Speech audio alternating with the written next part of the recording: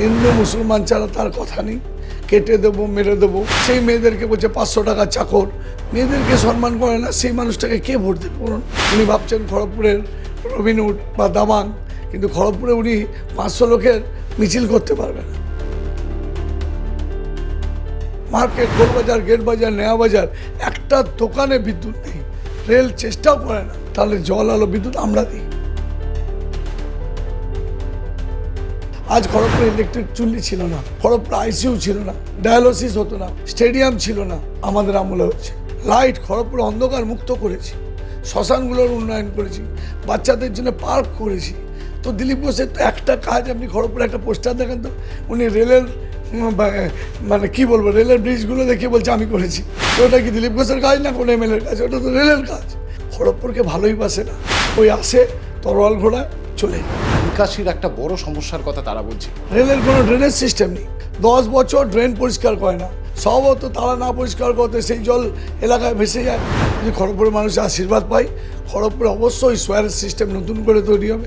মানুষকে যেভাবে নোটবন্দির সময় লাইন দেওয়া করেছে, যেভাবে গ্যাসের জন্য মানুষ লাইন দিচ্ছে, যেভাবে এসআইআরের জন্য লাইন দিচ্ছে, মেলা বেলতলায় একবার যায়, আমরা 3 বার গেছি। মানুষ সিদ্ধান্ত নিয়ে ফেলেছে যে খড়গপুরে এবছর মমতা বন্দ্যোপাধ্যায়ের আশীর্বাদ জন্য প্রার্থীকে জেতাবে। আপকি বার প্রদীপ সরকার। 2026-এর বিধানসভা নির্বাচনে নজরকাড়া কেন্দ্রগুলির মধ্যে অন্যতম খড়গপুর সদর, আর সেখান থেকে এবারে তৃণমূল কংগ্রেসের প্রার্থী প্রদীপ সরকার রয়েছেন আমাদের সঙ্গে। প্রদীপও প্রথমেই অনেক ধন্যবাদ আমাদেরকে সময় দেওয়ার জন্য। লড়াই কতটা কঠিন আপনার বিরুদ্ধে দিলীপ ঘোষ প্রার্থী? দেখুন, লড়াই কঠিনের ব্যাপার এখানে নেই, এই জন্যে নেই, আমরা সারা বছর মানুষের পাশে থাকি। আপনি জানেন যে মমতা বন্দ্যোপাধ্যায় এমন কোনো প্রকল্প নেই যেটা বাংলার মানুষের কাছে পাচ্ছে, খড়গপুর তার ব্যতিক্রম নয়। আজকে লক্ষ্মী ভাণ্ডার মেয়েরা পাচ্ছে, যুবসাথী ছেলেমেয়েরা পাচ্ছে, কন্যাশ্রী, রূপশ্রী, স্বাস্থ্যসাথী, এমন কিছু নেই, মানে একটা বাড়ি পাবেন না যেখানে মমতা বন্দ্যোপাধ্যায়ের দ্বারা উপকার বা প্রকল্প পাচ্ছে না। এই হিসাবে তো মানুষ ভোট দেবেই দেবে। তার সাথে খড়গপুর শহরে যখন আমি বিধায়ক হয়েছিলাম 1.5 বছরের জন্য, আমি 7 বছর যখন এমএলএ ছিলাম, মমতা বন্দ্যোপাধ্যায়ের আশীর্বাদে খড়গপুরে এমন কোনো কাজ ছিল না যেটা লাস্ট 40 বছরে খড়গপুর পায়নি, সেটা পেয়েছিল। সে কাজ মানুষ দেখেছে। আবার উল্টো দিকে দিলীপ ঘোষ খড়গপুরে 3 বছর বিধায়ক ছিল, খড়গপুরে 5 বছর এমএলএ ছিল, খড়গপুরে একটা কাজ পায়নি। তারপর আবার হিরণকে নিয়ে এলো 5 বছর, তাকে একটা কাজ পায়নি, তাকে দেখতে পাওয়া যায়নি, একটা সার্টিফিকেট পাওয়া যায়নি। তো মানুষ একদিকে মমতা বন্দ্যোপাধ্যায় উন্নয়ন, আরেকদিকে যেভাবে বিজেপির এসআইআর নিয়ে বলুন, নোটবন্দিতে বলুন, গ্যাস নিয়ে বলুন, আজকের দিনে ব্ল্যাক মানি এনে 15 লাখ টাকা পাই দেওয়ার প্রতিশ্রুতি বলুন, তো সব মানুষ দেখেছে। খড়গপুরের মানুষ দিলীপ ঘোষকে 8 বছর দেখেছে। যখন প্রথম এলেন 16 সালে, তখন রেলমন্ত্রী খড়গপুরে, আপনি জানেন খড়গপুরে রেলের অনেক সমস্যা, বস্তিবাসীদের অনেক কষ্ট করে থাকতে হয়। রেলের এত বড় একটা মার্কেট, গোলবাজার, সেখানে বিদ্যুৎ নেই। আমরা পশ্চিমবঙ্গ সরকার দিতে চাইছি, ওরা এনওসি দিচ্ছে না, এনওসি দেওয়ার জন্য টাকা চাইছে, তাই জন্য আটকে আছে। দিলীপ ঘোষ যখন 16 সালে দাঁড়ায়, রেলমন্ত্রী এসে বলেছিল আমি খড়গপুরের ভূগোল বদলে দেবো, খড়গপুরের ভূগোল বদলে দেবো। কী বদলেছে জানি না, দিলীপ ঘোষ বদলে গেছে, উনি খড়গপুর থেকে বর্ধমান চলে গেছেন, এটুকু কনফার্ম হয়েছে। আবার ওনার মনে হচ্ছে খড়গপুর এসছে। আজকে খড়গপুরে গোলবাজারে বিদ্যুৎ নেই, মাছ মার্কেট, সবজি মার্কেটে লোক চলতে পারে না, তারা রেলকে ট্যাক্স দিচ্ছে, পয়সা দিচ্ছে, রেন্ট দিচ্ছে, তাদের পরিষেবা নেই। বাজারে ছাদ দিয়ে চুরি হয়ে যাচ্ছে, সেই জন্য আমরা বারবার ডিমান্ড করছি ছাদগুলো ঢালাই করতে দাও, সেটাও তো অনুমোদন নেই। বস্তিবাসী, তাদের আধার কার্ড, ভোটার কার্ড আছে, তারা দেশের প্রধানমন্ত্রী, মুখ্যমন্ত্রী নির্বাচনে অংশগ্রহণ করে, তাহলে জল আলো বিদ্যুৎ আমরা দিই। মাঝে মাঝে রেল কী করবে, ভাঙতে চলে যায়, উচ্ছেদ করতে চলে যায়, কখন দিলীপ ঘোষকে দেখা যায় না। আপনি বলুন তো, দিলীপ ঘোষ যদি এত ভালো কাজ করে থাকে, তাহলে এমপিতে দিলীপ ঘোষকে কেন বিজেপি টিকিট দিল না? আবার যদি হিরণ এত ভালো কাজ করে থাকে, তাহলে আবার এবছর এখানে না দিয়ে তাকে কেন হাওড়া পাঠানো হলো? মানে বিজেপি বুঝতে পেরেছে না দিলীপ ঘোষ এমপি হিসাবে সফল ছিল, না হিরণ এমএলএ হিসাবে সফল ছিল, না তারা দুজনেই কোনো কাজ করেনি।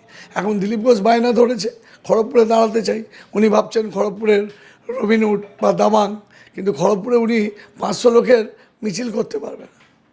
খড়গপুরের তৃণমূল কংগ্রেস 5,000 লোকের মিছিল করবে, গতকাল আমাদের কর্মী সভায় 5,000 লোক ছিল, নিশ্চয়ই আপনারা দেখেছেন।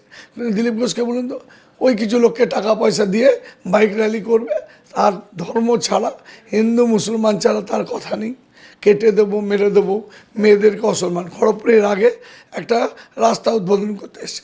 কিসের রাস্তা? নাকি উনি এমপি যখন ছিলেন টাকা দিয়েছিলেন। উনি এমপি নেই 3 বছর হয়ে গেছে, তখন এই রাস্তা উদ্বোধন করতে গেছে। সভাপতি ওখানকার মহিলারা জিজ্ঞেস করেছে যে ভাই এটা আপনি কিসের জন্য এসছেন? লোকাল কাউন্সিলর নেই। সেই মেয়েদেরকে বলছে 500 টাকা চাকর, পিষে দেবো, গাড়ি চড়িয়ে দেবো। মেয়েদেরকে সম্মান করে না, সেই মানুষটাকে কে ভোট দেবে বলুন? খড়গপুরে কোনো উন্নয়নে পেয়েছে? আজ 5 বছর খড়গপুরে হিরণকে একটা কাজে দেখা যায়নি। 5 বছর একটা সার্টিফিকেট পাওয়ার জন্যে মানুষ দৌড়ে দৌড়ে হিরণের কাছে ঘুরেছে। যখন দিলীপ ঘোষ খড়গপুরে 3 বছর এমএলএ, 5 বছর এমপি ছিল, রেলের একটা উন্নয়ন হয়নি। রেলের বস্তিবাসীরা আজও এই কষ্টে আছে, তাদের ওপর জুলুম অত্যাচার হচ্ছে। মার্কেট, গোলবাজার, গেট বাজার, নয়া বাজার, একটা দোকানে বিদ্যুৎ নেই। রেল চেষ্টাও করে না দেবার। তো তাহলে কী কাজ উনি করেছেন বলবে না? তা আমার প্রশ্ন আপনাদের মাধ্যমে, দিলীপ ঘোষ কেন তার লোকাল এমএলএকে নিয়ে ঘুরছে না? আমরা চাই হিরণ যে 5 বছর কাজ করেছে, দিলীপ বাবু তাকে সঙ্গে নিয়ে তার শ্বেতপত্র নিয়ে মানুষের কাছে আসুক, বিধায়ক হিসাবে আসুক, আমরাও দেখতে চাই। প্রদীপবাবু, প্রচারের যে কথাগুলো আপনি বললেন, এই প্রচারের ইস্যু হিসেবে কি এইগুলোকেই আপনি হাতিয়ার করে যান? একদম। দেখুন, একদিকে মমতা বন্দ্যোপাধ্যায় উন্নয়ন, দিদি যা যা কাজ করেছে পশ্চিমবঙ্গের জন্যে তথা খড়গপুরের জন্যে, তার সাথে সাথে আমি যখন চেয়ারম্যান ছিলাম বা আমরা যে কাজটা করেছি সেই কাজটা মানুষকে বলছি। আজ খড়গপুরে ইলেকট্রিক চুল্লি ছিল না, আমাদের আমলে হয়েছে, দিদি করে দিয়েছে। আমি যখন বিধায়ক হই, খড়গপুরে আইসিইউ ছিল না, করা হয়েছে। ডায়ালিসিস হতো না, হয়েছে।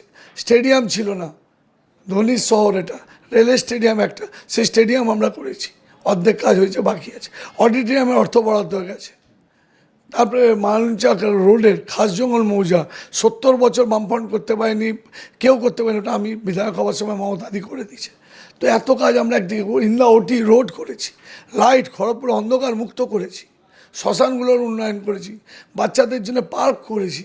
তো দিলীপ ঘোষের তো একটা কাজ, আপনি খড়গপুরে একটা পোস্টার দেখেন তো, উনি রেলের মানে কি বলবো, রেলের ব্রিজগুলো দেখে বলছে আমি করেছি। রেলের কাজ তো নর্মাল কাজ, মানুষের কাজ। রেলের এখন 3rd লাইন হবে, সাঁতরাগাছি থেকে 4th লাইন মনে হবে। তো এটা কি দিলীপ ঘোষের কাজ না কোনো এমএলএর কাজ? ওটা তো রেলের কাজ। দিলীপ ঘোষ নিজে উদ্যোগ নিয়ে কী করেছে? খড়গপুরকে ভালোই বাসে না, খড়গপুরকে ভালো করে চেনেও না। ওই আসে তরোয়াল ঘোড়ায়, আসে গালাগালি দেয়, মহিলাদেরকে কুরুচিকর মন্তব্য করে, অসম্মান করে, চলে যায়। একটা জিনিস প্রদীপবাবু, আমরা সাধারণ মানুষের সঙ্গেও যাদের সাথে কথা বলছিলাম, নিকাশির একটা বড় সমস্যার কথা তারা বলছিল, যে নিকাশির ড্রেনেজ, বিশেষ করে বর্ষার সময় সেই অর্থে কোনো, যদিও এটা এমএলএর কাজের মধ্যে পড়ে না, কিন্তু তাও আপনি যেহেতু এখানকার চেয়ারম্যানও ছিলেন, সেখানে নিকাশির এই সমস্যাটা কীভাবে? না, নিকাশির সমস্যার সবথেকে কারণ তো রেলের কোনো ড্রেনেজ সিস্টেম নেই। কালকেই রেলের একটা নালিতে একটা ছেলে পড়ে গিয়ে মারা গেছে। 10 বছর ড্রেন সাফ হয় না, আপনাকে আমি ছবি দিয়ে দিচ্ছি। কালকে, গতকাল রাত্রেবেলায় 10 বছর ড্রেন পরিষ্কার করে না। রেলের যে নালি, খড়গপুর তো ডিমের মতো, ভেতরটা হচ্ছে কুসুমটা হচ্ছে রেল, সাদাটা হচ্ছে মিউনিসিপ্যালিটি। রেলের নালির জলগুলো বের করে, সেটা তো পৌরসভা থেকে বের করে। তাদের বড় বড় 12টা হাইড্রেন আছে, পরিষ্কারই করে না। সম্ভবত তারা না পরিষ্কার করতে সেই জল এলাকায় ভেসে যায়।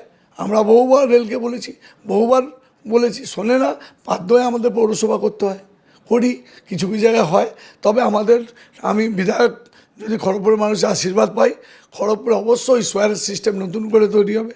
আমি ডাম্পিং গ্রাউন্ড করেছি, ওখানে আমাদের প্ল্যান্ট বসিয়ে রিসাইকেল করে ট্রিটমেন্ট প্ল্যান্ট হবে।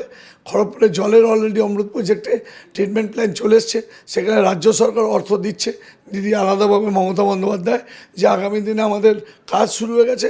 খড়গপুরে জল ওয়াটার ট্রিটমেন্টের মাধ্যমে বাড়িতে পরিশুদ্ধ জল পাবে, আর ড্রেনেজ সিস্টেমটা নতুন করে আমরা তৈরি করছি। প্রদীপবাবু, এসআইআর ইস্যু, এবারে আপনারা বারবার প্রতিবাদ করেছেন, বারবার এই বিষয় নিয়ে সরব হয়েছেন, মুখ্যমন্ত্রী নিজে এই বিষয় নিয়ে সরব হয়েছে। এই এসআইআর ইস্যু আপনার কি মনে হয় যে এই নির্বাচনে কতটা প্রভাব ফেলতে পারে, বিশেষ করে খড়গপুর আপনার আসুন? দেখুন, প্রচুর প্রভাব ফেলবে। আজকে মানুষকে যেভাবে হয়রানি, মানুষের ওপর যেভাবে জুলুম চাপিয়ে দেওয়া, এখন না করলেই পারত, ভোটের পরে করতো বা 2 বছর আগে করতে পারতো যদি এই নির্বাচনের দরকার হলো। মানুষকে যেভাবে নোটবন্দির সময় লাইন দেওয়া করেছে, যেভাবে গ্যাসের জন্য মানুষ লাইন দিচ্ছে, যেভাবে এসআইআরের জন্য লাইন দিচ্ছে, মানুষ অপেক্ষা করছে বিজেপিকে জবাব দেওয়ার জন্যে। আর দিলীপ ঘোষকে জবাব দেওয়ার জন্য মানুষ আলাদাভাবে অপেক্ষা করছে।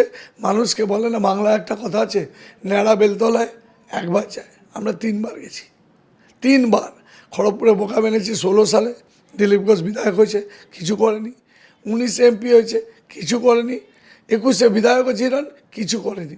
তো মানুষ সেই থেকে শিক্ষা নিয়েছে যে আগামী নির্বাচনে মমতা বন্দ্যোপাধ্যায়ের আশীর্বাদ ধন্য প্রার্থী প্রদীপ সরকারকেই বিজয়ী করবে। প্রদীপবাবু, গরম বাড়ছে এবং খড়গপুর আরও বেশি, মানে সেখানের আবহাওয়া আরও বেশি গরম। সেখানে দাঁড়িয়ে এই যে প্রচার, শরীরের দিকে নজর রেখে ডায়েটের দিকে কি কিছু নজর দেওয়া হয়?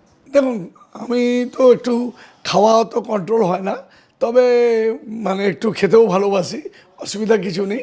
তবে চেষ্টা করছি যতটা কম খাবার সুযোগই পাচ্ছি না সত্যি কথা বলতে গিয়ে। আর আপনারা জানেন আমাদের খড়গপুরে না রাত্রেবেলা মানুষ বেশি রাত অবধি জাগে, সেই জন্য আমার বাড়ি যেতে যেতে 2-2:30, মানে 1টার আগে আমি কোনোদিন বাড়ি যেতে পারছি না। তো টাইমেও খাওয়া হচ্ছে না। তো আমাদের চেষ্টা করতে হবে টাইমে খাবার, কেন শরীরটাকে ঠিক না রাখলে নির্বাচনটা লড়বো কী করে। তবে চেষ্টা করছি যতটা কম খাওয়া বা কন্ট্রোলে খাওয়া। নিশ্চয়ই একটা ডাল নর্মাল খাই, দেখুন আমরা ডাল বাঙালি লোক, ডাল ভাত মাছ খেতে ভালোবাসি। আর খড়গপুর মিনি ইন্ডিয়া, এখানে টিফিন কখনো ধোসা খাওয়া যায়, কখনো কচুরি খাওয়া যায়, কখনো বড়া খাওয়া যায়, আবার রাত্রে কখনো মানে বিরিয়ানি খাওয়া, মানে খাওয়া নিয়ে কোনো ইস্যু নেই। খড়গপুরে সব রকম খাবার পাওয়া যায়, যখন যেটা পাই খাই, কোনো ইস্যু নেই। জেতার ব্যাপারে কতটা আত্মবিশ্বাসী? দেখুন, আত্মবিশ্বাসী মানুষ আমার থেকেও বেশি। মানুষ সিদ্ধান্ত নিয়ে ফেলেছে যে খড়গপুরে এবছর মমতা বন্দ্যোপাধ্যায়ের আশীর্বাদ জন্য প্রার্থীকে জেতাবে। তার কারণ খড়গপুরের মানুষ, আবার রিপিট করছি, দিলীপ ঘোষ আর হিরণের কাছ থেকে অনেক ধোঁকা খেয়েছে। মানে তারা মানুষকে বোকা বানিয়ে 12 বছর খড়গপুরে নষ্ট করেছে। তারা নষ্ট করবে না, তারা ঘরের ছেলেকে চায়। তাদের স্লোগান হচ্ছে আপকি বার প্রদীপ সরকার, নেতা নেই বেটা হ্যায়, আপকি বার প্রদীপ সরকার। খড়গপুর তার ঘরের ছেলেকে চায়, এটাই হচ্ছে আমাদের স্লোগান। খড়গপুর তার ঘরের ছেলেকে চায়, আপকি বার প্রদীপ সরকার, এটাই কিন্তু মনে করছেন প্রদীপবাবু। এবং মানুষ সিদ্ধান্ত নিয়ে ফেলেছে যে এই খড়গপুর সদর থেকে এবার তৃণমূল কংগ্রেস প্রার্থী প্রদীপ সরকারকে জয়লাভ করাবেন, এমনটাই কিন্তু বক্তব্য প্রদীপবাবুর। ক্যামেরায় স্বপন রায়ের সঙ্গে রয়ন চক্রবর্তী, কেটিভি বাংলা, খড়গপুর।